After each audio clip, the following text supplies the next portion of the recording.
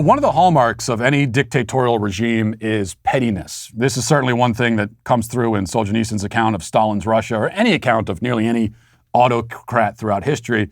They are ruthless and megalomaniacal tyrants with broad and usually horrifying aspirations, but they also focus just as much, if not more, on the slight and trivial. After all, you know that you really have control over a populace if they will obey you even when it comes to the most trifling of matters. If they will not only submit to and go along with your grandest ambitions, but also conform themselves to your demands in every minor and seemingly insignificant way, then you have total control. The people are your marionettes, and you are their puppet masters. They've ceded everything to you, given up nearly all of their personal agency. This is the goal ultimately, and it's depressing to see how often this goal has been realized in different countries and civilizations at different times in history. And we're seeing this principle at work, of course, across the world right now, as we discussed, in the name of stopping the spread of COVID. And we've talked plenty about that, and we'll continue to discuss it. But right now, I want to focus on something else, because this is also the point behind what we call cancel culture. We've come to think of cancel culture as its own thing, right? A separate phenomenon. But really, it's all a part of the left's overall plan to control and dominate society. We might think of cancel culture as the specific mechanism by which the left imposes itself in those especially petty and seemingly trivial ways. That is exactly why cancel culture is such an important issue and such a threat. The pettiness is the point.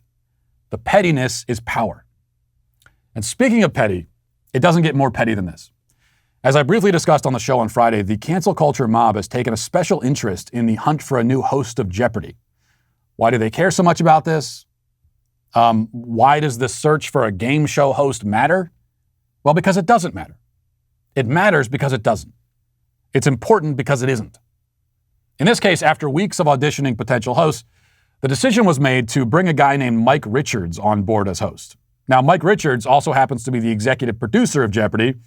Given that the executive producer of Jeopardy is one of the guys primarily responsible for finding a host of Jeopardy, it would seem that he kind of went through this whole talent search only to say, never mind, I'll actually do it myself. It may even seem like the talent search was a ruse, kind of a symbolic gesture at most. And maybe it was. But who cares? They can hire whoever they want to be host of Jeopardy. The decision has no effect, large or small, on anyone else's life. Well, maybe I should speak only for myself and say that I have never in my life experienced any form of deprivation or suffering that could be traced back to a network TV game show. I can't imagine how anyone could have a different experience in that regard. Say what you want about Pat Sajak, for example, and I like him personally, but even if you don't, I can't imagine anyone in a moment of anguish and despair crying out, "Damn you, Pat Sajak! This is all your fault!" Nevertheless, the cancel mob has decided that the game show host issue is now of urgent national importance. And that's why, once Mike Richards was anointed the new host, or anointed himself, I should say, the new host, they immediately set out to destroy him. As if he was a frontrunner for the presidential nomination, the mob went digging for dirt, looking for any skeletons they might find. The reason for their opposition to Richards is pretty obvious. As described in many articles, including this one from the AP, it says, quote, "Giving the flagship show to Richards, who's firmly in the cookie-cutter host mold of a white, square-jawed young man, struck some as proof of an insincere effort by the studio to consider a woman, a person of color, or someone from the LGBTQ community. More than half of the guest hosts fall into one or more of those groups." So Mike Richards had committed the sin of being white and male. That's really the problem here. Of course, Alex Trebek was also white and male, and everybody loved him. Even the left loved him. But I think Trebek was kind of grandfathered in. He was a beloved figure who became beloved before it was decided that all white men are evil bastards. The left kind of allowed him to retain his beloved status, a magnanimous exception fueled by their own nostalgia, but no such exception would be granted to poor Mike Richards. So it didn't take long before they found what they were looking for. Apparently, Richards had made a few offensive jokes on a podcast about 8 or 9 years ago. Again, does it matter that the host of Jeopardy made crude jokes about almost a decade ago on a podcast that nobody listened to? Is there any reason why this should preclude him from holding note cards and asking trivia questions? No, but once again, the pettiness is the point. Richards, not one to break from the mold, immediately issued the standard groveling apology. In a statement, he said, quote, It is humbling to confront a terribly embarrassing moment of misjudgment, thoughtlessness, and insensitivity from nearly a decade ago. Looking back now, there's no excuse, of course, for the comments I made on the podcast, and I am deeply sorry. The podcast was intended to be a series of irreverent conversations between longtime friends who had a history of joking around. Even with the passage of time, it's more than clear that my attempts to be funny and provocative were not acceptable, and I have removed the episodes. My responsibilities today as a father, husband, and a public personality who speaks to many people through my role on television means that I have substantial and serious obligations as a role model, and I intend to live up to them. That was a statement. Now, of course, what he should have said was something like, "It's come to my attention that many of you are pretending to be offended by comments I made on a podcast that nobody listened to or cared about until 5 seconds ago. But I also realize that most of the offended people are too stupid to even watch Jeopardy in the first place, so what do I care? Go watch a sub-95 IQ game show like Wheel of Fortune instead, you dummies." Now, if Richards had issued a statement like that, I actually would vote for him for president. But we've yet to find almost anyone with the guts to stand up to the cancel mob in such an aggressive way, or really in any way at all. And Richards certainly wasn't going to be the first. He apologized, they didn't accept it, and then he was forced to step down from the role. The same song on repeat over and over and over again. And it doesn't stop there, because it never does. You see, the producers of Jeopardy had already tried to preempt the inevitable outrage over choosing a white male by actually appointing 2 hosts of Jeopardy.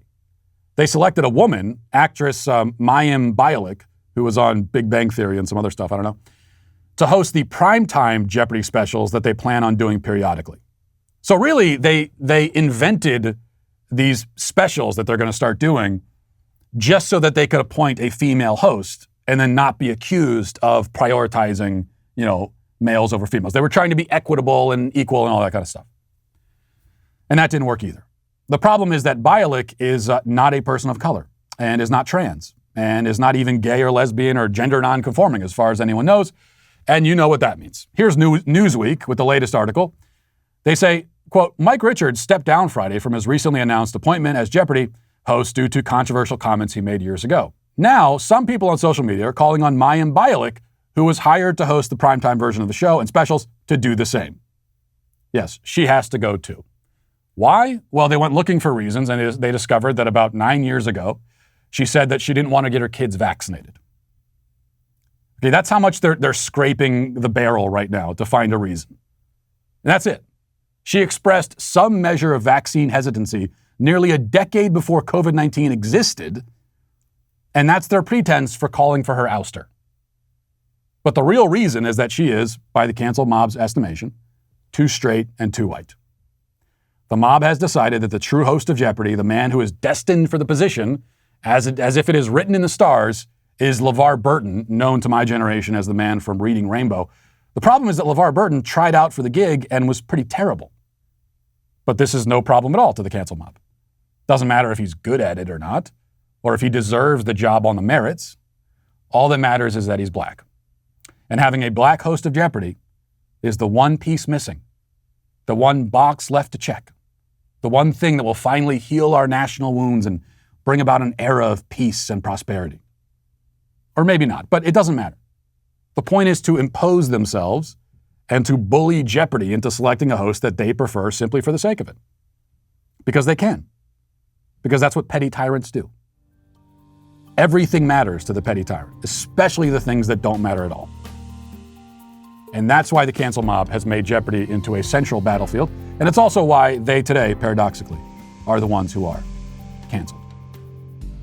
Listen, hit that subscribe button right now. Do it right now. I thank you for your compliance. It is somewhat appreciated.